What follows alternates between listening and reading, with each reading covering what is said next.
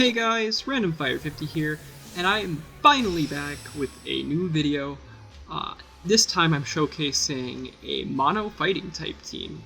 Right off the bat, I just want to apologize for the lack of uploads. School's been sort of crazy, so I haven't had a lot of time to make videos, but I'm on spring break, so I got a chance to record at least a few, so that's good. And without any further ado, let's get straight into this battle. Our opponent leads with a Sirfetch'd, and I lead with my Sirfetch'd named Paul, named after the Beetle. Check out my Beatles team video. But yeah, I go for a knockoff right away, expecting either like a Focus Sash or a White Herb, because usually Sirfetch'ds, they like to use Shelf Smash to set up for a sweep. And this one has weak armor too, so I hit it with a move, a physical move, and now it has like maximum speed. It has way too much speed. So it goes for a Shell Smash, and he gets his stats boosted. So here I'm thinking, well, he's got really boosted stats, and he's probably going to go for like a Shadow Ball or something. So I think I'm going to be really big brain, and I'm going to send out Beware, because I'm like, this is going to be genius. Give me Shadow Balls. He's a normal type. He's not gonna hit me. He uses stored power.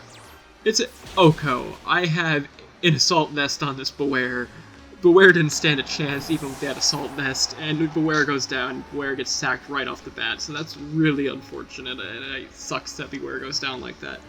So here I'm just like really confused. I don't know what I'm going to do against this, because it has astronomical speed. I don't know how I'm going to outspeed it. So I decided to go into my Galarian Zapdos, which I named Spinny after Carol Spinney, Big Bird's performer, because I think Galarian Zapdos sort of looks like Big Bird. So I decided to Dynamax, and he decides to Dynamax as well. I'm not sure why you Dynamax with a Pokemon with 1 HP, but you do you. And then, yeah, he Dynamaxes his Sirfetch'd, and I go ahead and I also Dynamax Galarian Zapdos, because I'm thinking, well, he has a boatload of speed, a boatload of special attack, a boatload of stats, so I'm like, I gotta Dynamax so I can have a chance of living. And I thought, like, Galarian Zapdos would be my best bet. So I go ahead.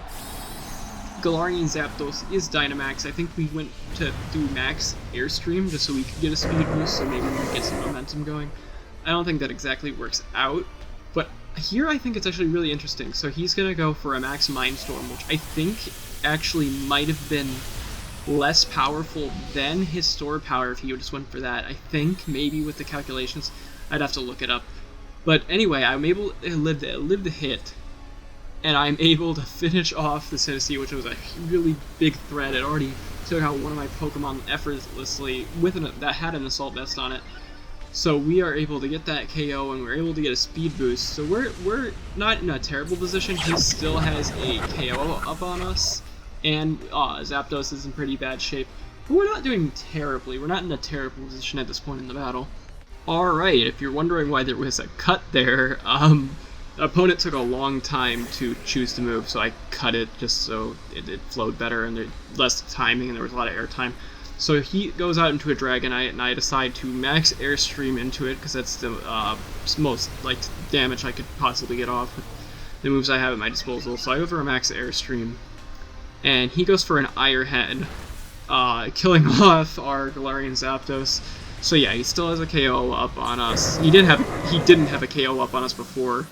We were actually tied in KOs, and I misspoke, but that's funny. But now he actually has a KO on us. So I decided to go into my Hitmonchan, because Hitmonchan has Ice Punch, and this is actually a shiny Hitmonchan from Pokemon Go I transferred. I was able to get like 4 of them, so I sent one to Sword and Shield. So we're going to go ahead and go for that Ice Punch, and I think our opponent anticipated Ice Punch, because like Hitmonchan is known for having elemental punches. So he just goes up and straight ahead switches, and gives us an Intimidate drop, which drops as our attack, which doesn't do that much, I don't think, because we are banded, so that still does a decent chunk, and we are able to freeze the Hitmontop, which is really nice. And I think Hitmontop looks really funny, because normally he's sliding around a really energetic Pokemon, and him just standing still like that is really silly, and I kind of love it. And so we are able to exploit this freeze for all it's worth. We just keep doing that Ice Punch, because like I said, we are choice banded, and we are actually able to take out Hitmontop, so that was really lucky for us. that made him lose his Pokemon he up on us. And it's funny that Hitmonchan took out another Pokemon in his family. He took out Hitmontop. And our opponent is taking forever. Oh no, he didn't take off that much. No need for a cut there. Okay, so I'm thinking here, well, I just don't want anything else taking damage, so why not just stay in? We got lucky with Ice Punch before, maybe we can get lucky with another one. We go for another Ice Punch. It still does a decent chunk with how much, with considering we have our tap dropped. That Choice Band is really making up the difference, so I'm just spamming Ice Punch at this point until either Hitmonchan gets knocked out or he ends the battle, which I don't think that happened in this battle. I'm pretty sure that didn't happen. And we go for it. Just keep spamming that Ice Punch as our opponent gets Toxic Spites on the field, which are going to become sort of problematic later in the battle. He goes for a Cross Poison. Doesn't take us out, doesn't even take us down to half health, doesn't poison either, so we're actually getting pretty lucky. So Hitmonchan goes for another Ice Punch. Takes down the Drapion. So now we are like steadily, safely the lead with this Hitmonchan, who is just taking names with just Ice Punch, even though he has an attack drop. So we're not doing too bad for ourselves. Almost like the last video where Hitmonchan's bullying everybody. Then this time we only got 2 KOs. So at this point, yeah, I still don't want to take damage from whenever Magmortar wants to do to me. So I go for another Ice Punch. That does quite a bit of damage, actually, considering that it's resistant and we have an attack drop. It's so cool. Now that Hitmonchan's burned, he also slows down. I like Sword and Shield. It's iffy on its animations, like its battle animations. Sometimes it can look really good, sometimes it can look really pretty bad. But just like in situations like this, where Pokemon like stop completely or they just slow down when they have a status ailment, is stuff I really like. I really appreciate it. I think that it's really cool. So he goes for a Flamethrower in the sun, because he just set up Sunny Day with that last turn, and ends up taking us out, which is, Hitmonchan, we got him, we got what he was worth. He was able to do a lot of damage. So we bring in Shrek, our shiny Hitmonchan. This is actually not from Pokemon Go, it's from Pokemon Let's Go. I shiny hunted for it in that game. We get poisoned from a Toxic Spice, but that's okay, because we are actually a Guts Machamp. He's gonna go for a Solar Beam, which he actually Magmortar outspeeds us. So he goes for a Solar Beam, doing a decent chunk of damage there. Not that much. It's like in red, but I think with the Toxic, it's probably he goes in the yellow, so it's a decent chunk with Toxic. But we take out the Magmortar with 1 Earthquake, which is not surprising. That's like a 100 power move, 100 power move, and we are like effectively have our attack boosted through the roof with Guts.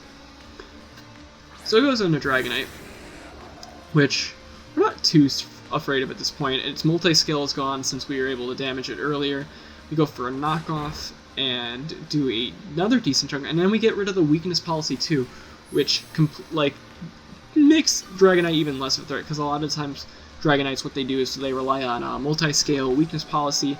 So typically they'll go for like someone will go for an Ice Beam on it because of the 4x weakness. It'll be able to live the hit because of multi-scale, and then Dragonite becomes really scary with that. So we go for a Facade instead of a knockoff, and he lives with just a sliver of health, and that's really not too good, especially when we have our Toxic timer ticking away. The Sunlight goes away, which I don't know how much that was benefiting Dragonite too much, unless they had like Fire Blast or Fire Punch or some kind of move like that.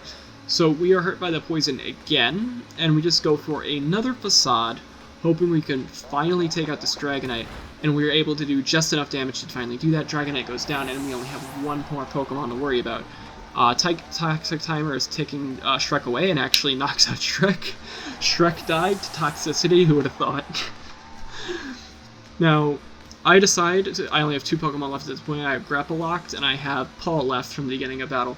So this is a shiny Grapple Locked. I bred for it. Actually took forever to get this shiny Grapple Locked in Sword and Shield. I'm not the biggest like egg hunter. Like egg breeding sort of boring to me, but I actually picked it through it to get this Grapple Locked and get I was a Clobbopus, but now it's a Grapple Locked. I think both shinies are actually pretty good. So he goes for a Surf, and it's gonna do it does a decent chunk to Grapple Lock with Toxic again. And with this fish damage, I really love Cramorant's, like, with the fish. The fish is so funny. Oh, I love it. I forget what the fish's name is, and he has in his mouth. Aeroscuda, and it evolves into Barrascuda. Okay, his Aeroscuda in his mouth, and he shot it at us. So we get a little bit of damage, recovery back with leftovers, but we are taking toxic damage, and we just got a damage, plus our defense is dropped. So Grapple Locked is not in a really good position. We go for a Sucker Punch.